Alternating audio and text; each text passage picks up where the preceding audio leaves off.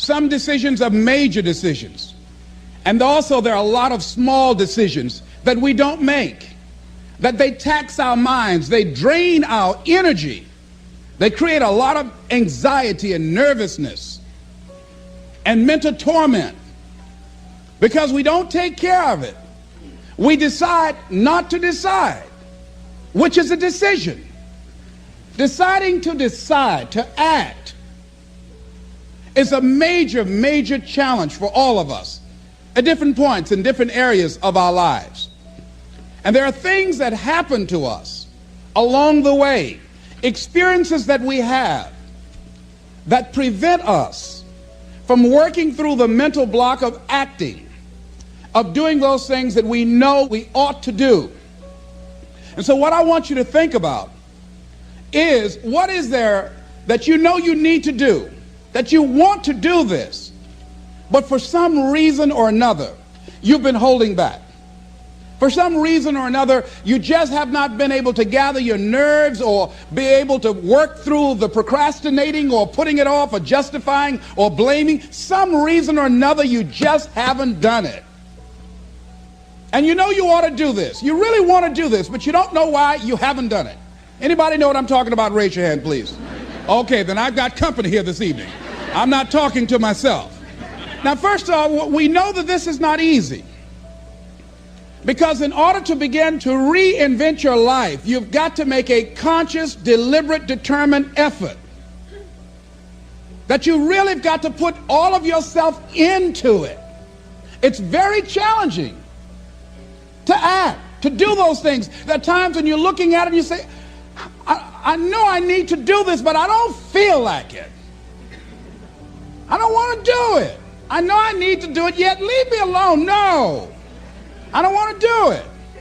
So what do we do? What are those things that cause us to do like that? I think that among the things that prevent us from acting is the fear of failure. And if you've already failed, you don't want to fail again. The pain of that, the disappointment, the fear of loss is another thing. Because many times when we do those things that we know we need to do, we feel that we might lose somebody that we love very much and care about. We don't want to hurt anybody.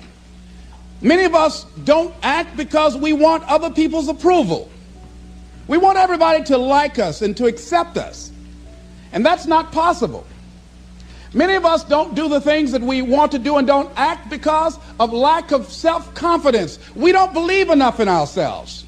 I have a friend who's been working on a job where she's miserable, talented, want to go to another place that she can do what she wants to do and make the kind of money that she would like to make, and had some offers. But because of her fear and her lack of self-confidence of things might not work out, she won't take a chance on herself. So there she is, spending 8 hours a day, 5 days a week, and she's miserable. She hates to go to work.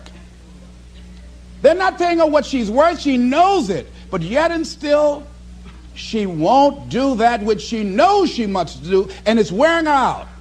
There are a lot of people that their jobs are making them sick because they won't act.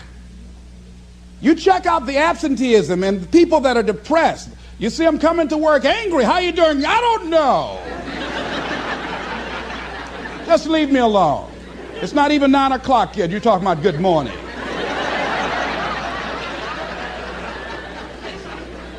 There are days you go to work, you want to just keep driving past the job. You don't want to stop because it's not in sync with who you are.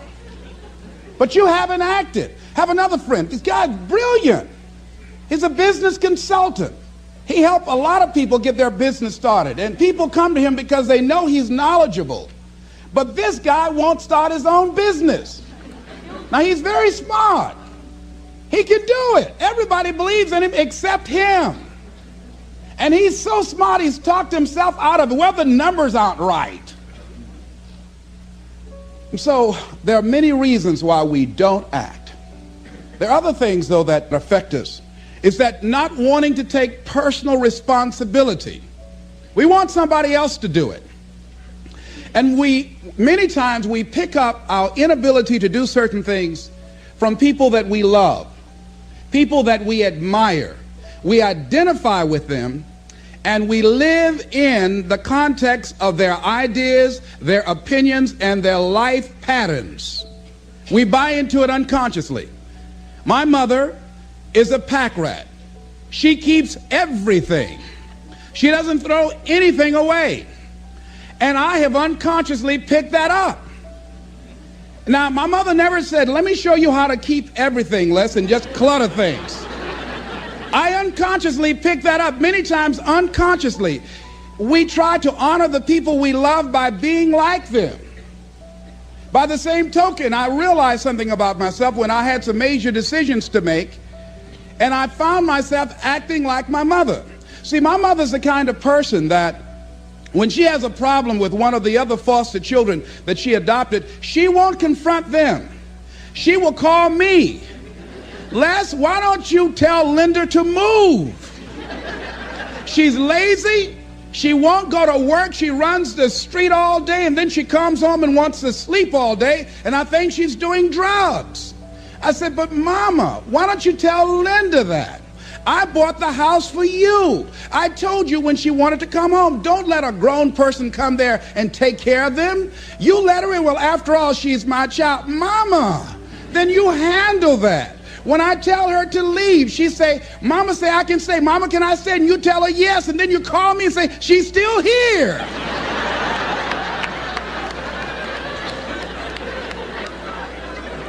Why worry me with this? So Mama hasn't developed the courage to act on that. Some people won't act until there's a crisis situation. When Linda started stealing from Mama and took her Social Security check to get some drugs, Mama got some courage to say, get out of here and don't ever come back. But she wouldn't do it until then. And see, we don't have to wait until a crisis situation. I have a friend that has been having a challenge with losing weight. Both of us have been dealing with that challenge. And for the past 40 years, he's always seemed like weighed over 235 pounds. And so he said, man, I just can't lose weight. I'm big-boned. I say, Bud, I've never seen any fat skeletons.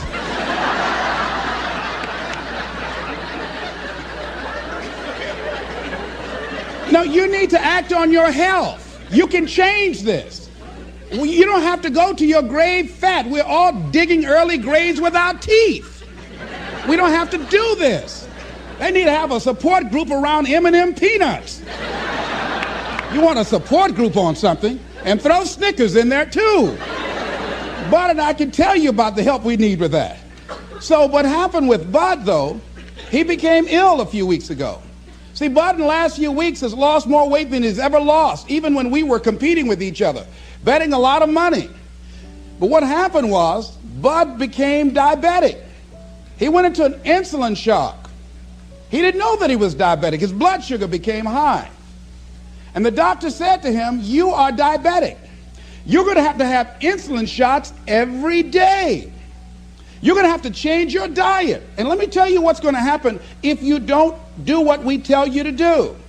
Number one, there's a possibility that you can become an amputee. Number two, you can go blind. Three, you can become impotent. Bud, say, help me.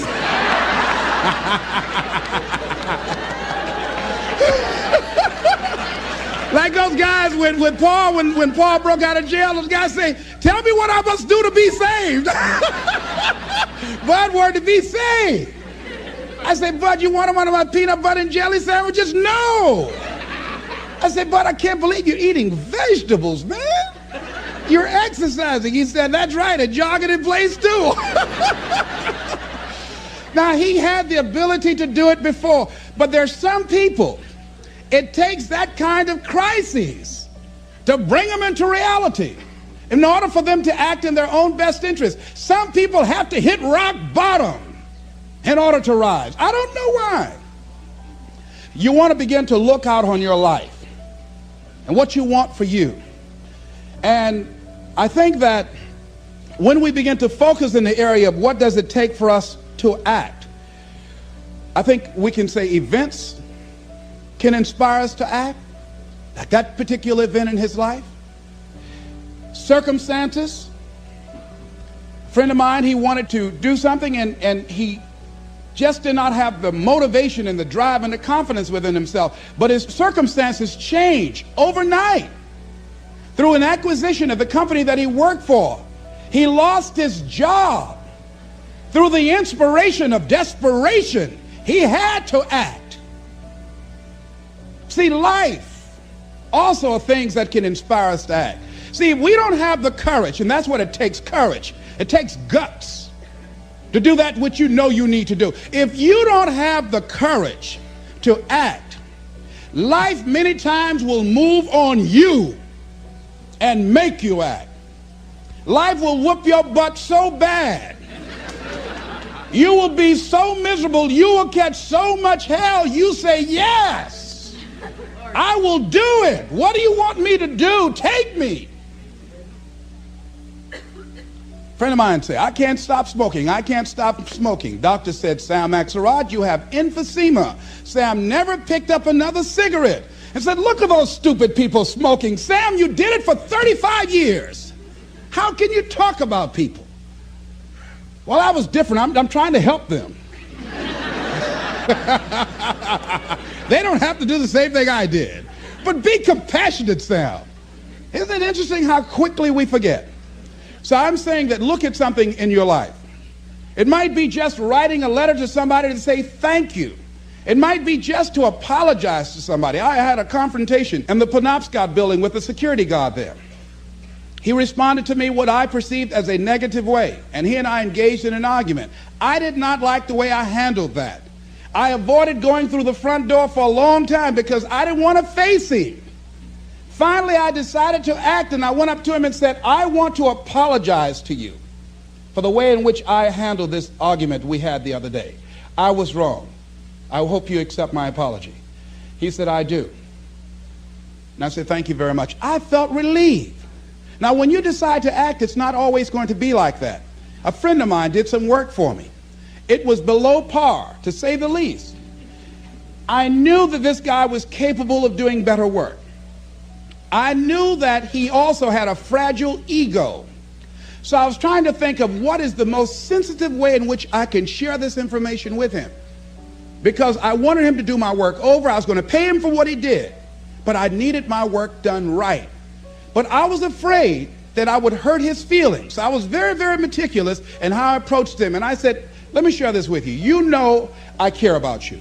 And that you're a very talented and gifted person. And you and I both know that what you have given me is not a true reflection of your talents and abilities. And I'm saying, let's go back in the studio and do this again. And he said to me, I'm going to forget you ever said that.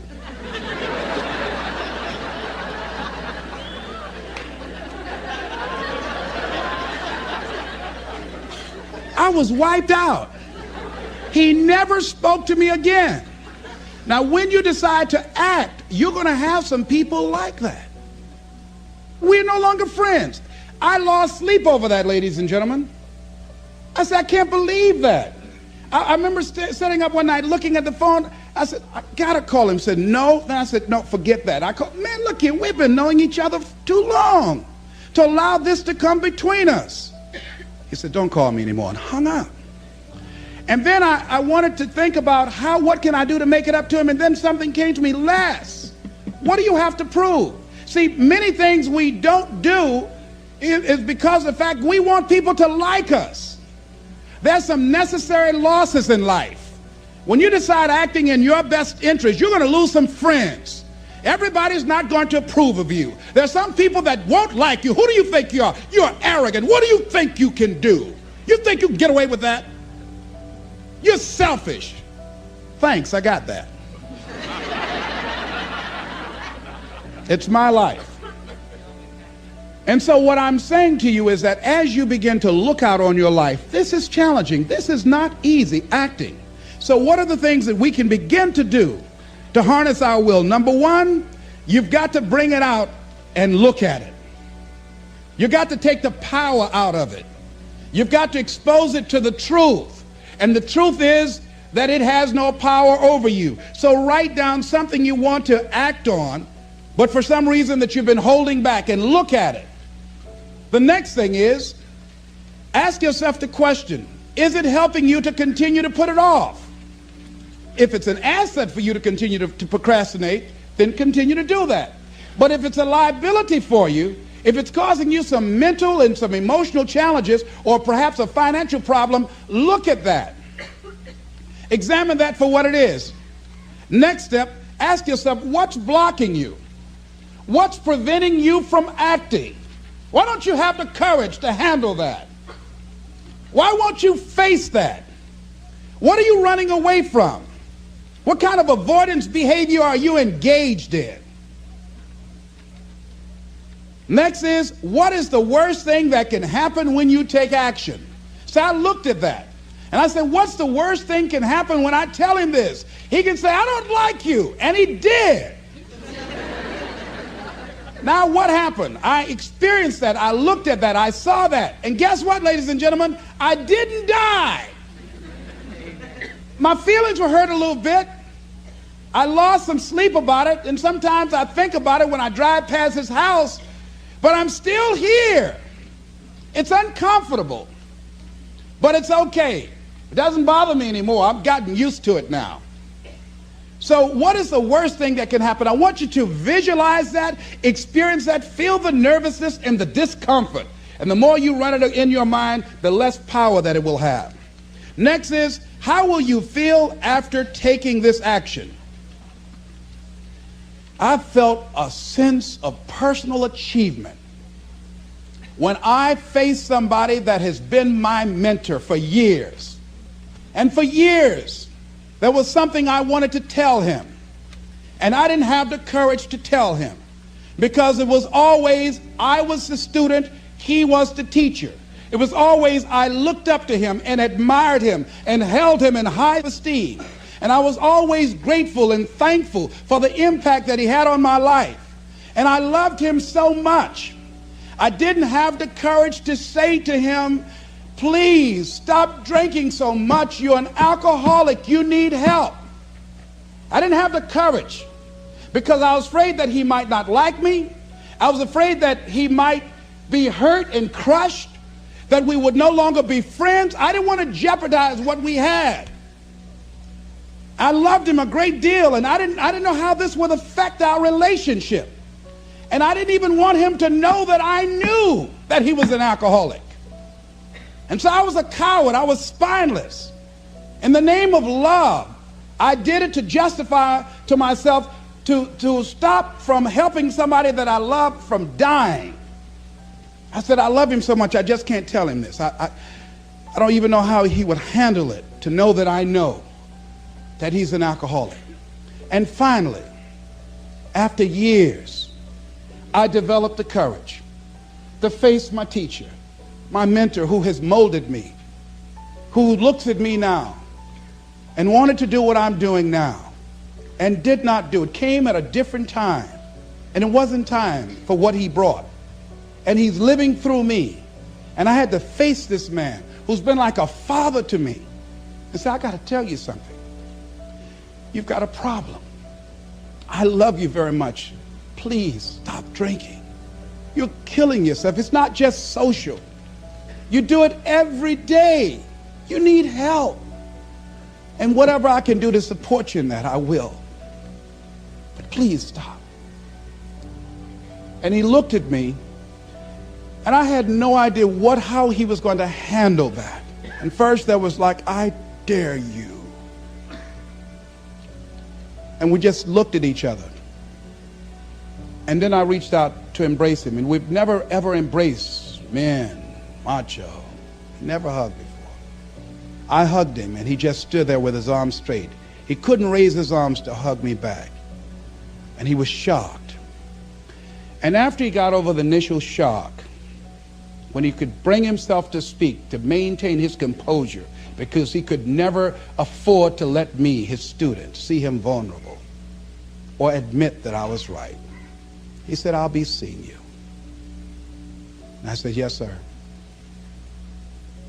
I said, tell your wife I'll be by the house to see y'all before I leave. And when he walked away, at first I was very depressed. about it. And I said, well, maybe it wasn't my place to do this. And you know, when you act, you're going to have some second thoughts. And then I said, no. I did what I felt. I did it because I feel very strongly about this. And fortunately, he called me back a few weeks later and left word with the answering service. Leslie Brown, I just want to say thank you. And hung up. That was a good feeling. When we look out on our lives, you ask the question, what are you going to do? Look at, as you think about this that you know you need to handle, what are you going to do? And then write down 3 strong reasons on why you know you must take action. And be explicit and descriptive in your reasons, because your reasons have power. Your reasons will drive you.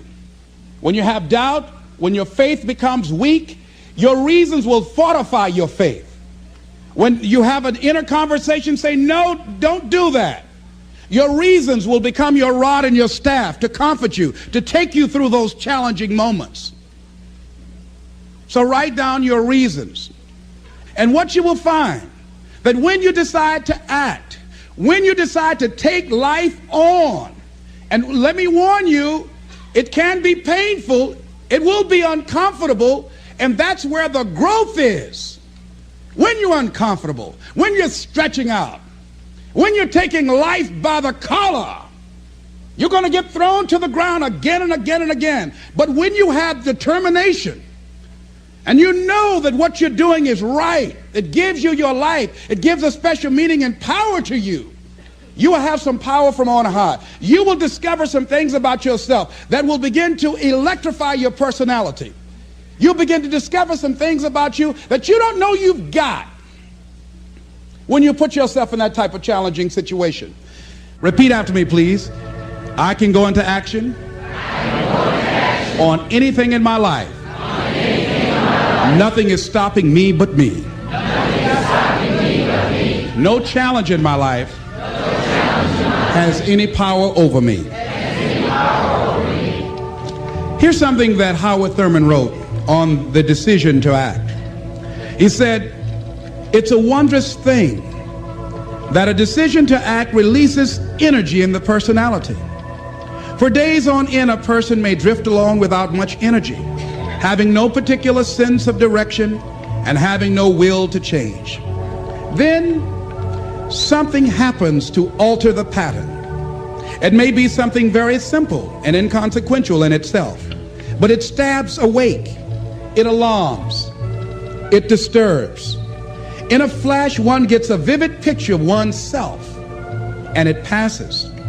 The result is decision, sharp, definitive decision. In the wake of the decision, yes, even as a part of the decision itself, energy is released. The act of decision sweeps all before it, and the life of the individual may be changed forever. When you decide to make decisions, to act, you begin to access power within you that will increase your self-esteem, that will increase and enhance your personal power, that puts you in charge of life. And life has a whole new meaning for you. There's a sense of personal freedom. Doesn't mean you're not going to have any struggles. Doesn't mean that you're not going to have any challenges. Doesn't mean that you're not going to suffer any defeats. No, doesn't mean that. But what it does mean, that you're putting yourself in the position to grow. You're putting yourself in line with your higher calling and your higher self. And that's what life is about.